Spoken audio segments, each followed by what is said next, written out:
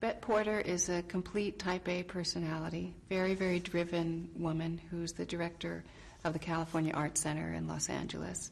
She has been with her partner Tina for 7 years, and they've just decided that they want to start a family. So in the pilot, they're looking to find a donor. The entire story is not really about lesbian women in West Hollywood. There's Mia Kirshner and Eric Mabius play a heterosexual couple who live next door to Bette and Tina. So it's also the story of their relationship.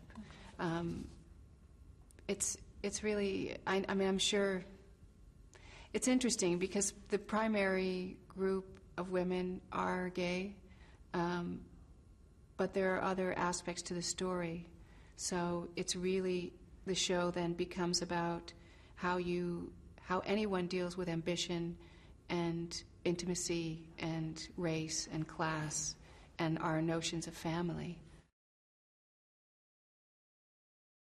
Well, I don't think we even have to relate to things that are going on in quote-unquote real life, because the characters are constantly living them out on the show, and it's not as if I don't believe that Eileen Chaikin, the head writer on the show and the creator of the show, says, well, gee, there's a lot of articles about gay marriage. Maybe we should tackle gay marriage as an issue.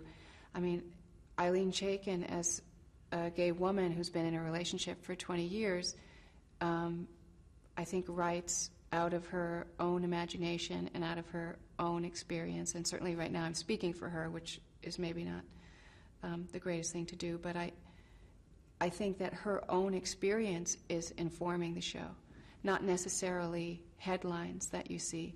So sometimes those two things collide, and that's interesting, and sometimes they don't. I mean, certainly we have a larger issue like two women starting a family, but then there are smaller issues like what do you do when you've been with somebody for 7 years and your larger circle of colleagues know that you've been in a lesbian relationship for 7 years, and yet every time they send you an invitation to a party, it's to Bette Porter and guest, when they know very well what your partner's name is. So there are other issues that maybe aren't quite as so largely represented in the legislature that are dealt with on the show. It seems that you're, and this is my perception of it, that you're drawn to character.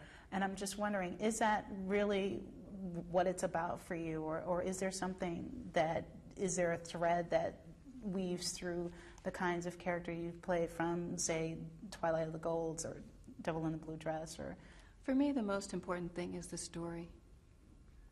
I mean, I want to be part of a really good story. I don't care if the part is small, I don't care if the part is big, I just want to be part of a really great story, because ultimately the story will outlive any performance. And to want to just have a big part, to me, would just indicate that my ego has gotten out of hand. And to me, the most exciting thing is to be a part of a story that will outlast me, and that will ultimately, and certainly more importantly, be helpful to other people. Well, I think that really the show will attract a similar audience as Sex and the City. I mean, it's really as if some of the gals in Sex and the City had slept with each other and had sexual or intimate relationships with each other, because it has, certainly there will be straight men who will initially want to watch the show because of probably some prurient interest, and then there's other people who will want to watch the show to see what the various characters are wearing at any moment, as they do with Sex and the City, and then there are other people who will be excited to see their community represented, and some people who will just be so enthralled with the depth of these relationships and the complexity of these relationships and the way that it's sometimes dealt with humor.